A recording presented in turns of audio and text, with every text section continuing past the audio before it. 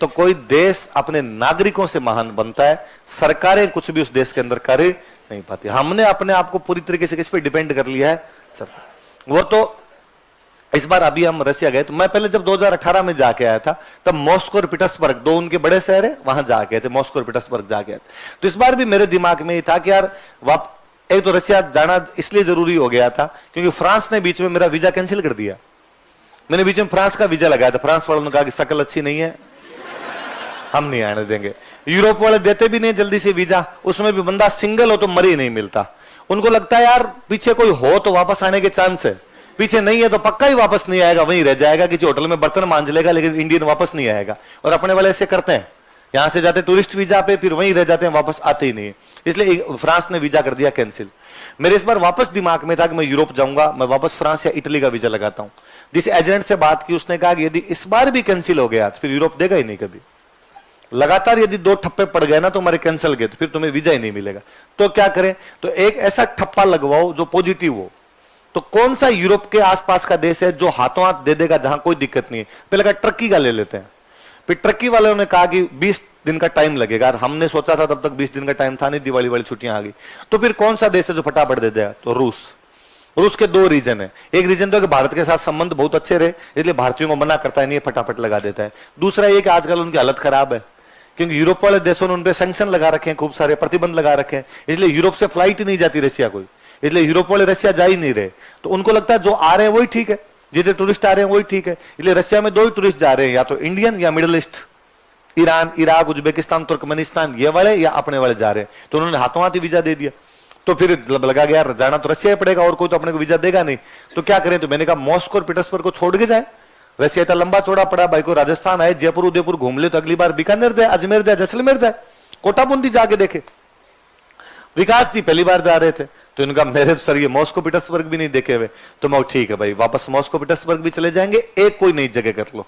तो एक कोई नया टापू देखा, केरेलिया, तो बहुत पीटर्सबर्ग से भी 400 किलोमीटर ऊपर की तरफ, नॉर्थ पोल की तरफ ऊपर की तरफ जाते हैं, तब केरेलिया नाम का टापू, फिनलैंड वाला बॉर्डर क्रॉस करने के बाद उधर रसिया की तरफ जाए, तो उस टापू पे गए। रणथंबोर सरिस्का जैसा एक अभ्यारण्य, पार्क वार्क बने हुए नेचर टाइप का सा था, तो वहां वो दिखाने के लिए गए। हमारे जो गाइड थे वो एक गुजराती भैया थे, कोई 12th करते ही यहां से एमबीबीएस करने के लिए रसिया गए। एमबीबीएस करने के लिए खूब सारे लोग जाते हैं, पर वहां रसिया गए और वहां जाने के बाद उनके समझ में आया कि एमबीबीएस में अपने कुछ भी ज्यादा तंत्र वाली बात नहीं है। गुजराती आदमी था, तो गुजरातियों में दिमाग होता ही है, भयंकर वाला दिमाग होता है। तो उन्होंने 5 साल एमबीबीएस किया, साथ में अपने कॉन्टेक्ट बनाए वहां रशियंस के साथ में, और वहां पे इंपोर्ट एक्सपोर्ट का बिजनेस शुरू कर लिया। तो शानदार बिजनेसमैन है वहां, और साथ में टूरिस्ट वाला काम और करते हैं, टूरिस्ट का उन्होंने कोर्स कर रखा है। वहीं रशियन लड़की से शादी कर ली, वहीं टाबर है, पिछले 20 साल से वही है। हमारी किस्मत अच्छी थी कि गाइड के रूप में वो मिले, वरना क्या गाइड जो होता है वो इंग्लिश बोलने वाला होता है।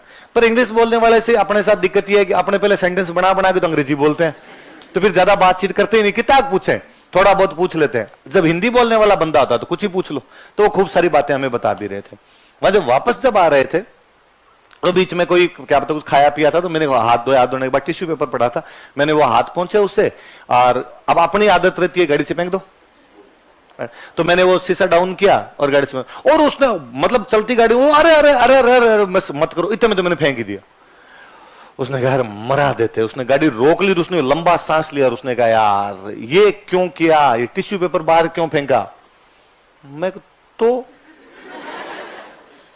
यार वो तो मैं समझता हूं यूरोप में तुम कचरा नहीं फैलाते, पर ये तो जंगल है, रणथंबोर सरिस्का जैसा अभ्यारण्य है, चारों तरफ पेड़ पौधे, यहाँ पे कौन सा नहीं, कैमरे हो सकते हैं, और यदि कहीं कैमरा लगा और इसमें यदि फेंकता हुआ तो मेरी गाड़ी का चालान कटेगा बैंकर वाला।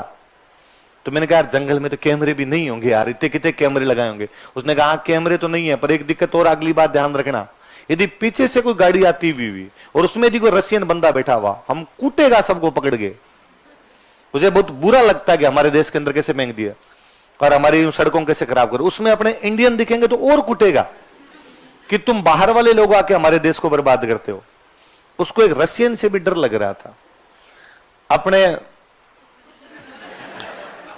कुछ ढूंढते हैं किधर फेंक सकते हैं, कुछ क्या क्या क्या फेंका जा सकता है, सब कुछ फेंको बोले अपने, तो है ना, कहा के बोले केले की छिलके फेंको।